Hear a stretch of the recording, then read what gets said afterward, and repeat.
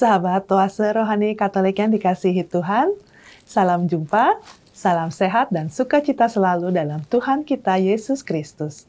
Senang sekali pada hari ini saya, Francisca Audrey, bisa kembali hadir dan menyapa sahabat dalam acara Oase Rohani Katolik edisi hari ini, hari Minggu Prapaskah yang kedua.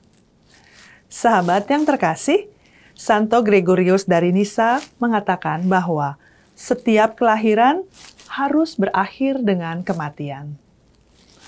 Sahabat, dalam acara Oase Rohani Katolik, secara bersama-sama kita akan membaca kitab suci, kemudian kita akan merenungkannya, dan kemudian akan menggali inspirasi-inspirasi rohani dengan dibimbing oleh romo-romo yang berkarya di Keuskupan Agung Jakarta. Diharapkan dengan inspirasi-inspirasi rohani yang kita dapatkan dapat membantu kita dalam mengarungi dan mengambil langkah-langkah dalam kehidupan kita. Senang sekali, pada hari ini kita akan dibimbing oleh Romo Puspo Yuwono, MSc. Romo Puspo, terima kasih Romo sudah berkenan hadir dan memberikan inspirasi rohani untuk kita semua, Romo. Sama, Audrey. Sahabat Oase Rohani Katolik yang terkasih, selamat jumpa kembali dalam perbincangan kita untuk merenungkan sabda Tuhan. Amin. Terima kasih, Romo. Sama-sama. Baik, kita akan memulai ya, Romo ya, untuk edisi hari ini.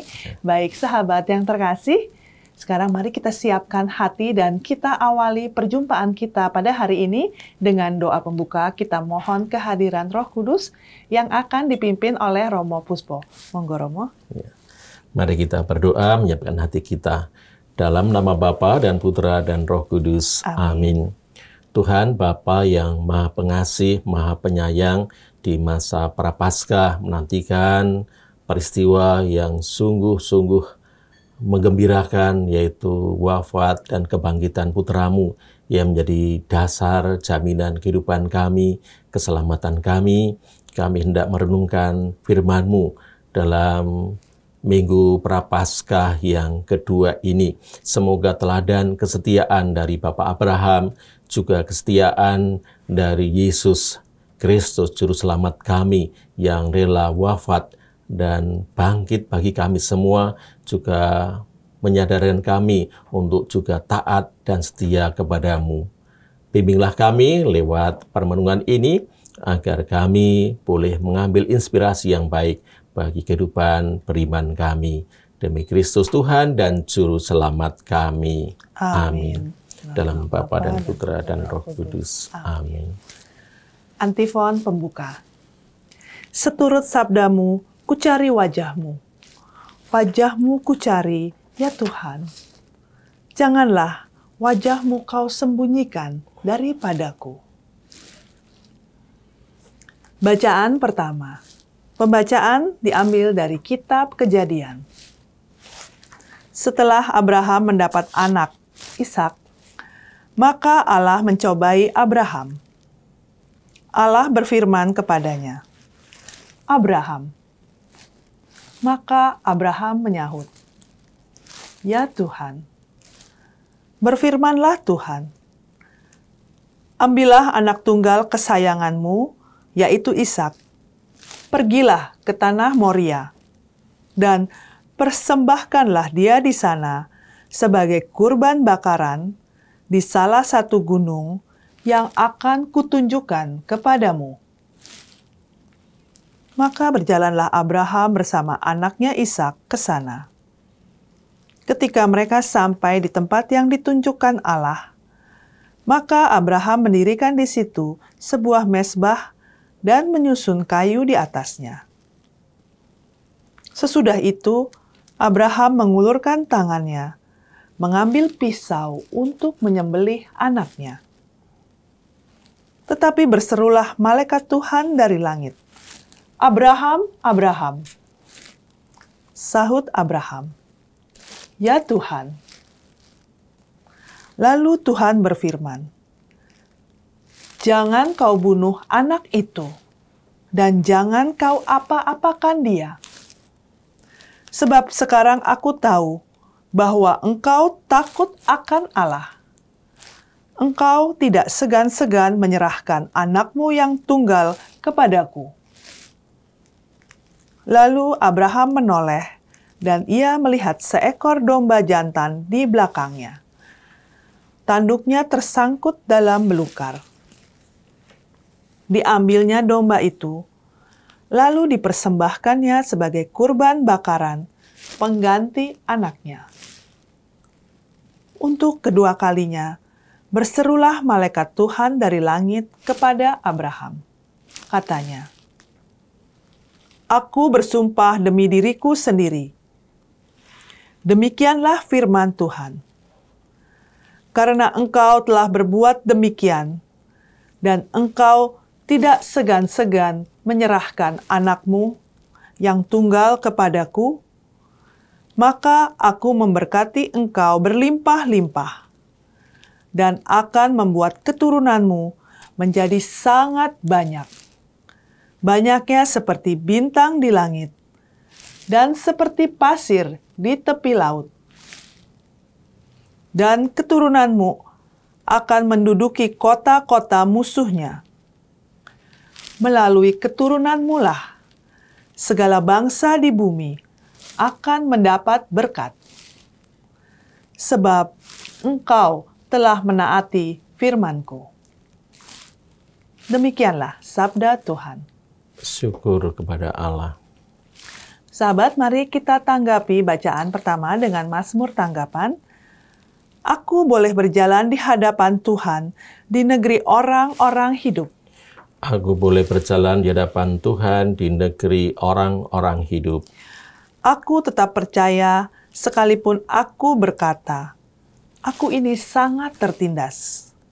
Sungguh berharga di mata Tuhan kematian orang yang dikasihinya. Aku boleh berjalan di hadapan Tuhan di negeri orang-orang hidup. Ya Tuhan, aku hamba-Mu. Aku hamba-Mu, anak dari sahayamu. Engkau telah melepaskan belengguku. Aku akan mempersembahkan kurban syukur kepadamu dan akan menyerukan nama Tuhan. Aku boleh berjalan di hadapan Tuhan di negeri orang-orang hidup. Aku akan membayar nasarku kepada Tuhan di depan seluruh umat-Nya. Di pelataran rumah Tuhan, di tengah-tengahmu, ya Yerusalem. Aku boleh berjalan di hadapan Tuhan di negeri orang-orang hidup.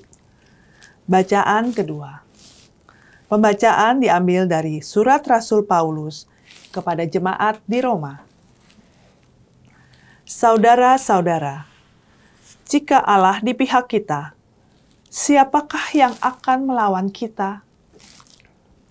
Allah bahkan tidak menyayangkan anaknya sendiri, tetapi menyerahkannya demi kita semua. Bagaimana mungkin Ia tidak menganugerahkan segalanya bersama anaknya itu kepada kita? Siapakah yang akan menggugat orang-orang pilihan Allah? Allah yang membenarkan mereka. Siapakah yang akan menghukum mereka? Kristus Yesus yang telah wafat, bahkan lebih lagi yang telah bangkit, yang juga duduk di sebelah kanan Allah, yang malah menjadi pembela bagi kita. Demikianlah sabda Tuhan. Syukur kepada Allah. Sahabat yang terkasih, mari kita siapkan hati untuk mendengarkan pembacaan Injil. Bait pengantar Injil.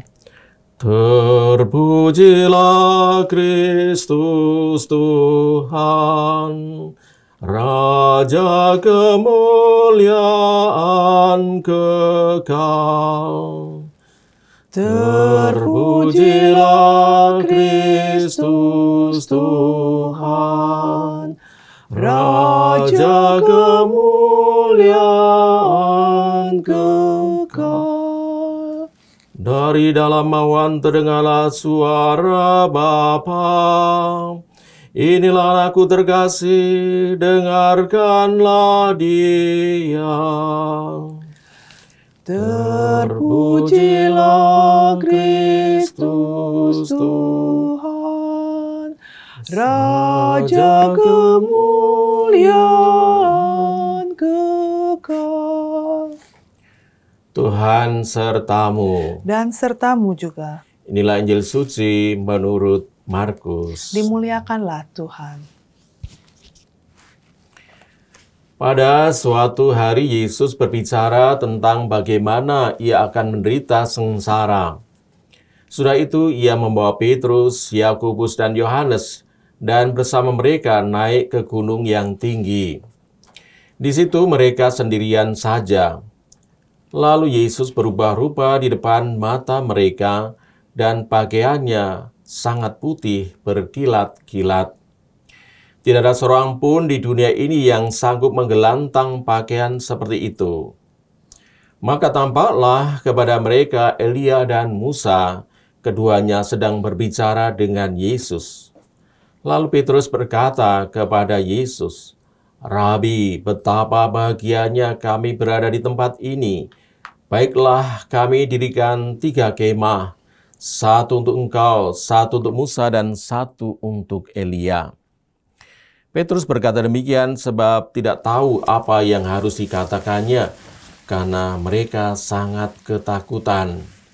Maka datanglah awan menaungi mereka, dan dari dalam awan itu terdengar suara, "Inilah anakku terkasih, dengarkanlah dia." Dan sekonyong-konyong waktu mereka memandang sekeliling, mereka tidak lagi melihat seorang pun bersama mereka, kecuali Yesus seorang diri. Pada waktu mereka turun dari gunung itu, Yesus berpesan supaya mereka jangan menceritakan kepada siapapun apa yang telah mereka lihat itu, sebelum Anak Manusia bangkit dari antara orang mati. Mereka memegang pesan tadi sambil mempersoalkan di antara mereka apa yang dimaksud dengan bangkit dari antara orang mati. Demikianlah sabda Tuhan. Terpujilah Kristus. Sahabat yang terkasih, sekarang kita akan menggali inspirasi-inspirasi dari bacaan-bacaan kita untuk hari ini. Romo Puspo, hari ini bacaannya kayaknya hampir satu tema ya kayaknya ya Romo ya, kurang lebih ya satu alur ya. Nah Romo, inspirasi apa nih yang bisa kita dapatkan dari bacaan hari ini Romo? Iya, dari bacaan pertama kita belajar dari Bapak Abraham. Bapak Abraham itu terkenal sebagai Bapak kaum beriman. Dan dari kisah tadi bisa dilihat betapa sungguh imannya kepada Tuhan ya, dengan rela menyerahkan anak tunggalnya. Tentu ya itu perintah Tuhan yang katakanlah ya sepertinya tidak masuk akal ya. Susahnya mencari anak ya, mendapatkan anak lalu sudah punya anak tunggal yang sangat dikasih Ishak, tapi harus menyerahkan kembali kepada Tuhan ya. Dan harus dia sendiri yang harus mengorbankan ya, itu juga luar biasa ya Romo ya. Berat ya perjalanan menuju ke gunung yang ditunjukkan Tuhan itu sambil membawa kayu bakar, tapi juga begitu barangkali pergumulan batinnya Abraham. Bagaimana mungkin Allah yang Maha Kasih harus meminta anak yang sangat dikasih itu ya. Jadi sebenarnya Tuhan pengen sungguh-sungguh mempertanyakan ketegasan iman dari Abraham. Apakah sungguh-sungguh kamu mengasihi aku atau kamu ya mengandalkan anak itu dan melebihi mengandalkan aku ya. Jadi sebenarnya pencobaan itu sebenarnya kesempatan untuk menunjukkan, bukan semata-mata Tuhan mencobai Abraham, tapi Abraham dari kecenderungan dirinya yang juga mencintai anaknya, apakah dia mencintai anaknya melebihi Tuhan ya. Jadi di situ dibuktikan bahwa dia sungguh-sungguh mencintai Tuhan melebihi bahkan anaknya yang tunggal yang sangat dikasih itu. Jadi pergumulannya antara mengandalkan Tuhan atau mengandalkan Ishak itu ya. Karena di masa tuanya tentu orang tua ya sudah sadar dirinya tidak lama lagi akan dipanggil Tuhan. Apakah dia mengandalkan ini atau Tuhan yang diandalkannya? Ya. Jadi sebenarnya juga cobaan-cobaan dalam kehidupan ini kebanyakan juga berasal dari kecenderungan kita. Kalau tadi Abraham untuk bisa sampai komitmen menyerahkan anaknya itu juga melalui pergumulan yang hebat ya. Ketika sekian lama meninggalkan tanah kelahirannya, lalu juga barangkali sekitar 25 tahun ya, 25 tahun dia bergumul, mana janji Tuhan? Kok tidak muncul-muncul itu anak yang dijanjikan itu. Akhirnya dia pernah jatuh juga. Dia jatuh, akhirnya mengambil Hagar, lalu dari Hagar itu akhirnya dipunya anak Ismail.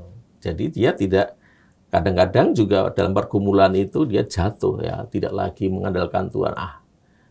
Membuktikan sebenarnya saya ini mampu enggak, saya ini masih punya anak. Ternyata dengan orang lain bisa misalnya begitu ya, tidak sungguh mengandalkan Tuhan ya. Itu suatu hal yang wajar ya Romo. Kadang-kadang kita nggak sabar dengan janji Tuhan, dengan penantian kita mencari jalan lain ya Romo. Dan Tuhan ya kadang-kadang membiarkan kita kadang-kadang ya jatuh, tapi itu sebagai proses. Kita jatuh dalam dosa, proses untuk setia kembali pada Tuhan. Ya, intinya terakhirnya apakah kita kembali pada Tuhan atau kita berlarut dalam jalan dosa kita yang kita pilih itu ya Romo ya. Tapi dari kisah Abraham membuktikan komitmennya bahwa dia tetap mencintai Tuhan lebih daripada anaknya. Dan akhirnya Tuhan menegaskan lagi janjinya. Aku berjanji bahwa keturunanmu akan sebanyak pasir di pantai dan bintang-bintang di langit. Ya, iya. Dan dia akan berkati Abraham dan seluruh keturunannya, termasuk juga kita. Ya. Iya. Jadi sebenarnya itu ya peneguhan dari Allah ya. Allah kan sudah pernah mengatakan janjinya itu. Allah melihat kesetiaan Abraham, kemudian ternyata setia Allah lebih meneguhkan itu gitu ya. Jadi Abraham teruji bahwa dia sungguh pada ukuran tertinggi dari kasih pada Tuhan, yaitu seperti dikatakan oleh Yesus sendiri, kasih yang paling besar adalah dia yang rela menyerahkan nyawa untuk sahabatnya. Dalam konteks ini ya Abraham rela menyerahkan nyawa anak tunggal yang dikasihnya untuk Tuhan. Tapi toh akhirnya karena melihat itu, Tuhan akhirnya mengganti Ishak dengan domba yang disediakan Tuhan. Jadi menarik juga kalau kita membaca keseluruhan, ini kan potongan-potongan ya, baca Injil ya dipersingkat. Tapi kalau kita membaca keseluruhan kisahnya, ketika sudah sampai di atas, lalu sudah disiapkan kayu bakar, Ishak bertanya pada Abraham, ini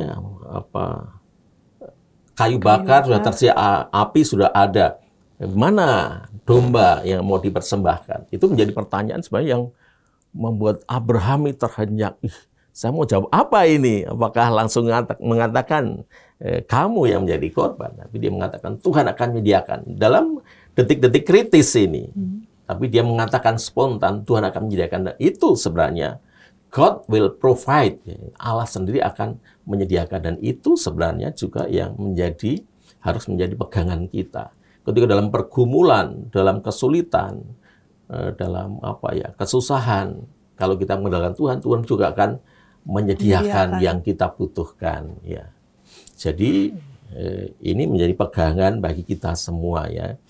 Carilah dulu kerajaan Allah dan kebenarannya, dan semuanya akan ditambahkan. Ya. Itu artinya juga sama untuk kita juga. God will provide, Allah akan menyediakan bagi kita apa yang kita butuhkan kalau kita mengandalkan Tuhan. Kurang lebih itu ya. Pesan dari bacaan pertama, tapi juga dikaitkan dengan nanti bacaan Injil bacaan kedua ya. Baik Romo. Berarti kita tetap harus ya, kadang-kadang kita udah nggak sabar ya Romo, pencobaan setahun, 2 tahun, 5 tahun, 10 tahun gitu ya.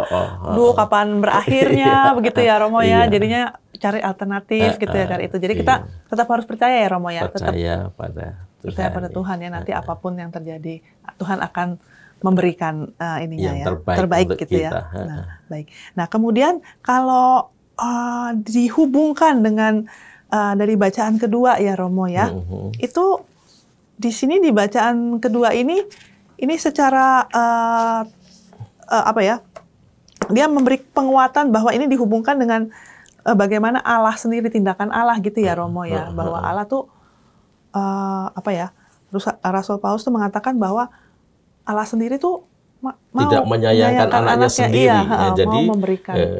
Jadi tanda bahwa Allah selalu ada di pihak kita. Kita dicintai oleh Allah. Bahkan dia tidak menyayangkan anak tunggalnya sendiri. Sama dengan Abraham sebenarnya. Dia tidak menyayangkan anak tunggalnya sendiri yang dikasih. Akhirnya diberikan pada Tuhan.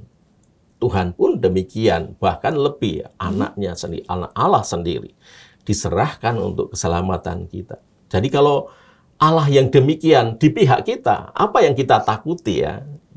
Siapakah yang akan dapat melawan kita kalau Allah ada di pihak kita? Itu keyakinan dari Rasul Paulus juga yang diwartakan pada jemaat di Roma ya. Jadi kita dikuatkan dalam keadaan apapun kalau Allah di pihak kita, tidak ada yang perlu kita takuti. Itu maksudnya ya, bacaan kedua. Maksudnya jadi dalam tetap ini ya, jadi memberikan peneguhan bahwa kita harus tetap dalam permasalahan, dalam cobaan yang kita lalui, kita harus tetap teguh dan yakin bahwa apapun yang terjadi, Allah tetap di pihak kita, dan Allah tadi yang seperti kata Romo ya, God will provide gitu ya Romo ya. Tidak perlu kita cemas, tidak perlu takut dalam keadaan apapun juga dalam konteks ini kita ya sekarang ini ya. Situasi peralihan pemerintahan, tidak usah terlalu cemas. Ada macam-macam pergumulan masalah politik ya, kita yakin Tuhan akan menyertai kita ya, asal kita mengandalkan Tuhan. Ini dikatakan dengan juga bacaan Injil tadi. Jadi kurban Abraham itu juga menjadi simbol dari pengorbanan Allah Bapa sendiri ya. Nanti akan dilanjutkan dalam bacaan Injil. Ya, di sesi yang kedua ya Romo ya. Baik, sahabat Oase Rohani Katolik yang dikasihi Tuhan, kita akan jeda sejenak untuk mengendapkan inspirasi-inspirasi rohani yang disampaikan oleh Romo Puspo di sesi yang pertama. Kita akan kembali di sesi yang kedua untuk mendapatkan inspirasi lebih lanjut dan dihubungkan dengan bacaan dari Injil Suci menurut Markus. Jadi, jangan kemana-mana.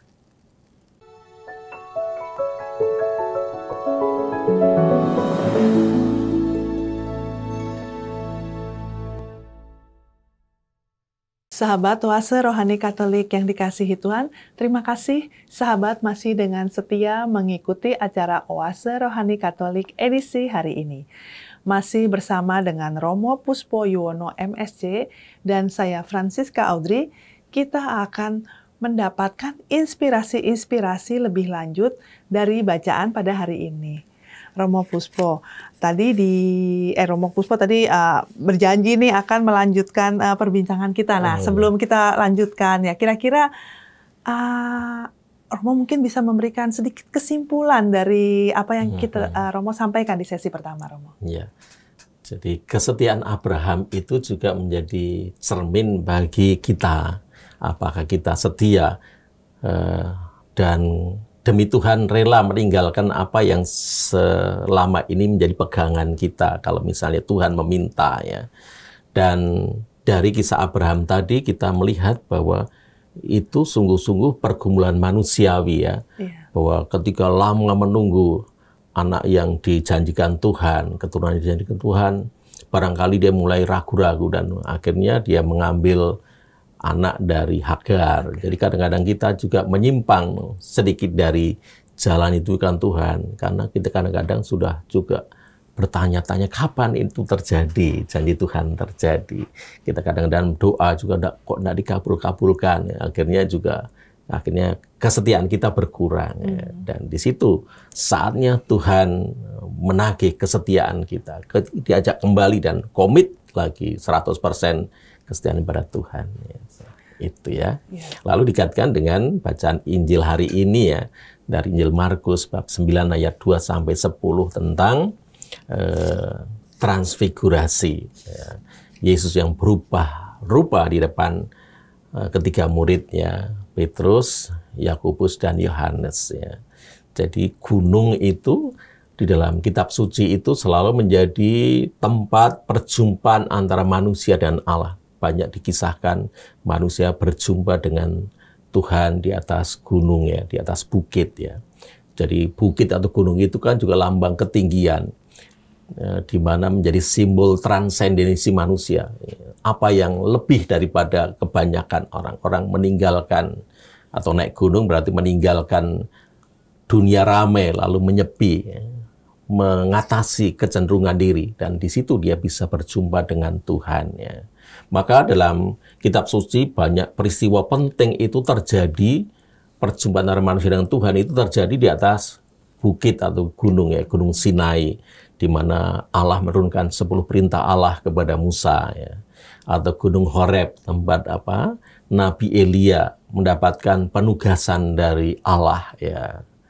Lalu juga Gunung Tabor, itu ketika kita mendengarkan dalam bacaan Injil tadi, Gunung Tabor, Yesus menunjukkan siapa dirinya, atau pewahyuan dari Allah tentang siapa Yesus itu. Dialah anak tunggal yang dikasih, yang kepadanya Allah berkenan. Lalu Gunung Golgota, ya, Gunung Golgota tempat Yesus menunjukkan dirinya sebagai kurban, ya, sama dengan Isa, sejajar dengan Iska, ya. Dia dikurbankan untuk keselamatan umat manusia, menebus dosa seluruh umat manusia. Sama dengan sejajar dengan gunung tadi di Moria, tanah Moria, yang tidak disebut gunung apa, tapi salah satu gunung yang akan kutunjukkan kepadamu di tanah Moria, tempat Isa itu harus dikorbankan. Ya. Dan itulah Yesus juga mengajar di atas bukit, ya, juga sama dengan Musa juga di atas bukit, ya, menerima perintah dari 10 perintah Allah, gitu ya. Jadi peristiwa transfigurasi ini menunjukkan sebenarnya kepada kita semua kehidupan yang kekal, di mana kita memandang kemuliaan Tuhan. Dikatakan dalam bacaan Injil tadi kan, Petrus itu takut, ya, takut, tetapi juga kagum memandang kemuliaan Tuhan. Dalam istilah Latin itu tremendum et fascinosum. Tremendum itu gemetar, takut, tetapi juga sekaligus kagum, ya, memandang kemuliaan Tuhan, ya. Itulah yang disebut pengalaman akan Allah. Kalau orang bisa mengalami kehadiran Tuhan, dia menjadi semacam kecil, menjadi takut, tetapi takut yang sekaligus kagum, ya. Dalam bahasa Jawa itu wedi asih, ya. Wedi itu takut, tetapi juga takut yang sungguh-sungguh disertai dengan kasih, hormat kepada keagungan, ya. Kalau kita berjumpa dengan raja kan juga takut, tapi juga hormat, ya. Raja yang kita, misalnya kalau di Jogja itu adalah Sultan Jogja itu, karena rajanya itu tidak menakutkan yang membuat orang sungguh-sungguh takut, tapi takut karena kuasanya, tetapi hormat, ya, dicintai, ya, bangga ya, juga, ya, semacam begitu.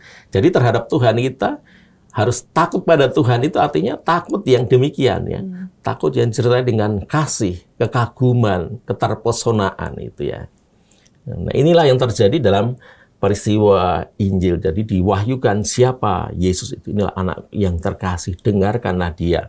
Lalu juga di situ ada pesan, ya, ketika Petrus secara spontan dalam ketakutan itu tidak tahu mau ngomong apa, lalu dia bilang, betapa bahagianya kami di tempat ini, baiklah kudirikan 3 kemah, satu untuk engkau, satu untuk Musa, dan satu untuk Elia. Jadi Petrus ingin mengabadikan peristiwa yang membahagiakan itu, yang ketika dia mengalami sukacita yang tak terbayangkan, memandang kemuliaan Tuhan. Dan di situ sebenarnya sekarang kalau kita ziarah ke Gunung Tabor, di sana juga ada 3 kapel, ada kapel Musa, kapel Elia, dan di situ kalau tengah itu kan ada di situ kapel Yesus, katakanlah begitu. Di sana digambarkan, dilukiskan peristiwa-peristiwa keselamatan itu. Dan disitulah disebut, ya, suasana keabadian. Karena apa? Karena Yesus melampaui batasan waktu, ya, juga ruang, bisa berjumpa dengan Musa, Elia yang ribuan tahun sudah mati, ya. Jadi Yesus dalam saat itu dia adalah alam keabadian, ya. Dan mereka ketika murid itu mengalami sukacitanya di alam keabadian itu. Maka kalau kita lebih jeli lagi, kenapa sih hanya membuat 3 kemah, satu untuk Musa, satu Elia, satu untuk Yesus. Nah, mereka ini tinggal di mana? Iya.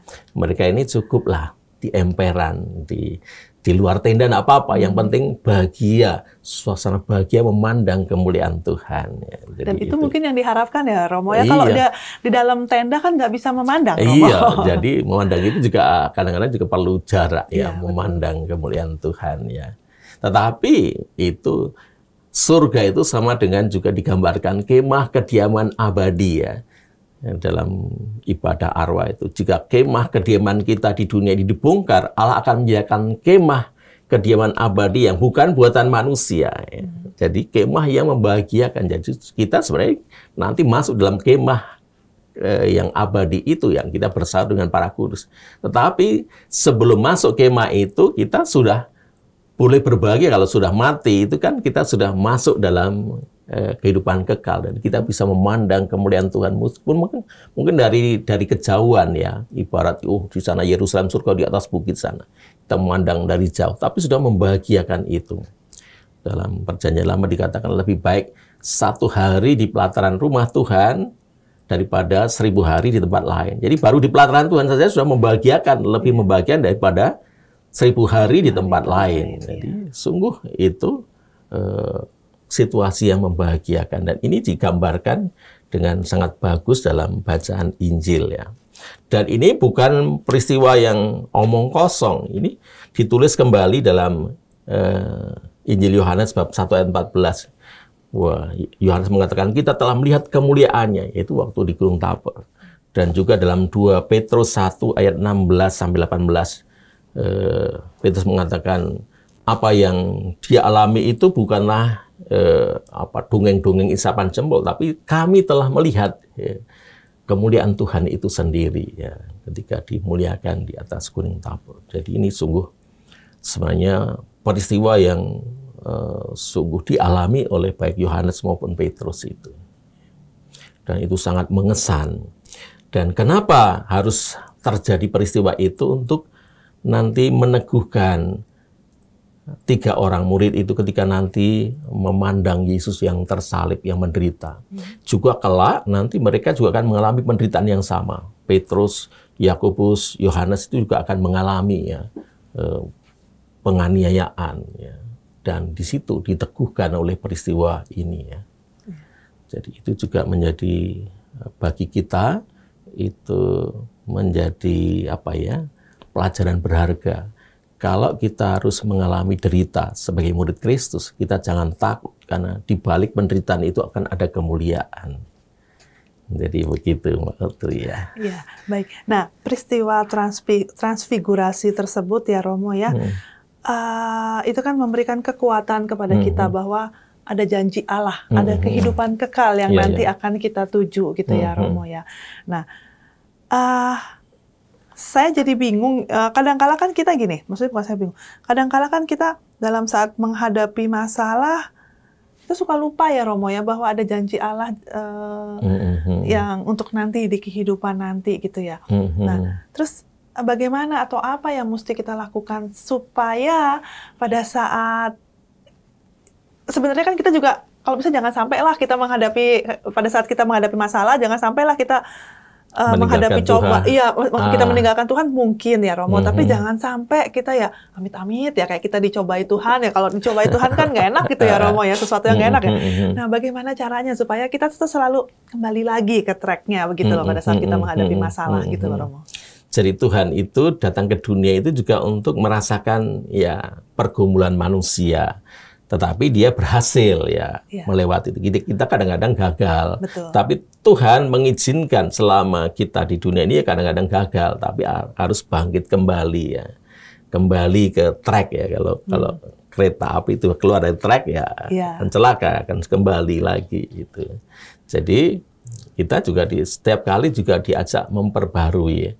Saya misalnya pernah janji di hadapan uskup ya, janji imamat itu kan setiap tahun juga diperbarui ya bersama dalam misa Kamis Putih. Jadi setiap kali kita juga harus selalu memperbarui dalam kehidupan berkeluarga, juga komitmen kesetiaan suami istri itu tidak sekali jadi, tapi harus setiap kali diperbarui terus-menerus ya. Iman kita juga demikian, kadang-kadang kita jatuh, kembali lagi, bangun lagi. dan berkali-kali barangkali kita jatuh kembali lagi ya. Jadi itu yang mestinya kita ingat, jangan sekali-kali mengandalkan hal duniawi dan meninggalkan Tuhan. Oke, bahwa kita membutuhkan itu, tapi bukan segala-galanya ya. Ketika kita mati kan tidak bawa apa-apa ya.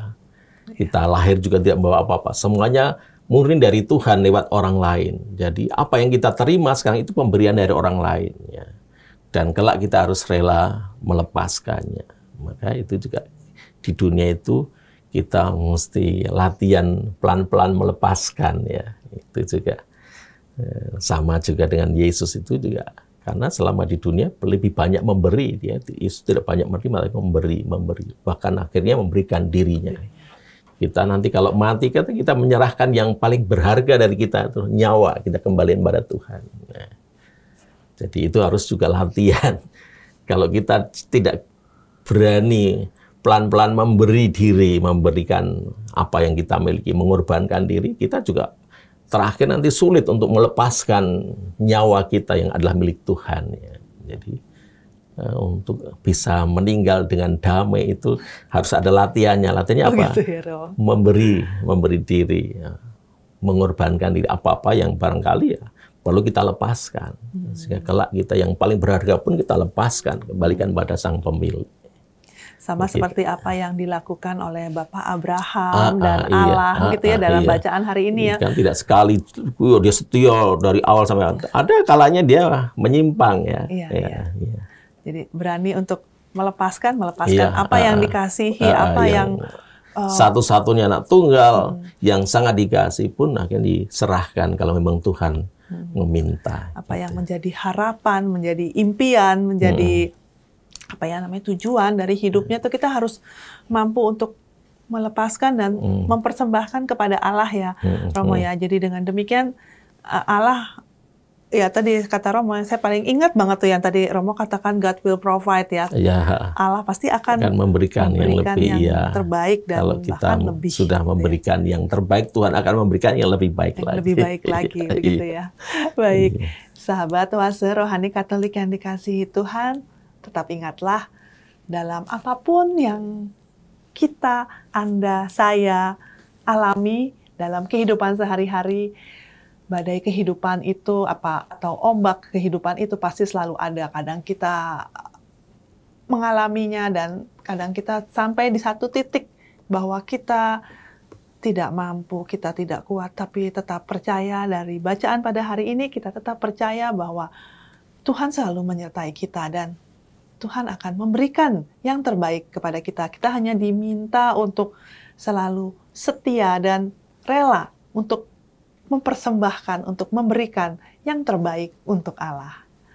Baik sahabat oase rohani Katolik yang dikasihi Tuhan, kita sudah sampai di penghujung untuk edisi hari ini. Kita akan tutup perjumpaan kita pada hari ini dengan doa penutup dan berkat dari Tuhan yang akan disampaikan melalui Romo Puspo. Monggo Romo. Mari kita menutup perjumpaan kita dengan doa. Dalam nama Bapa dan Putra dan Roh Kudus. Amin. Tuhan Bapa yang penuh kasih, kami bersyukur padamu atas kesempatan kami boleh berbincang-bincang perihal iman kepercayaan kami berdasarkan bacaan misa pada hari Minggu bersama sahabat-sahabat semua pencinta oase rohani Katolik.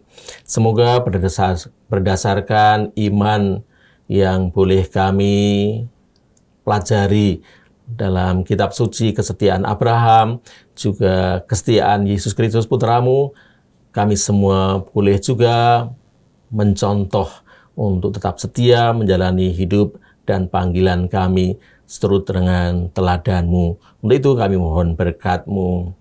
Tuhan serta-Mu. Dan serta-Mu juga. Kita sekalian senantiasa dibimbing, dilindungi oleh berkat Allah yang Maha Kuasa, Bapa dan Putra dan Roh Kudus. Amin. Terima kasih Romo. Baik, sahabat oase rohani Katolik yang dikasihi Tuhan, terima kasih atas kebersamaan kita. Romo Puspo Yuwono MSc dan saya Francisca Audrey, kami pamit undur diri. Selamat melanjutkan aktivitas hari ini, selamat berkumpul bersama keluarga, selamat membagikan kasih kepada orang-orang di sekitar kita. dan sampai jumpa.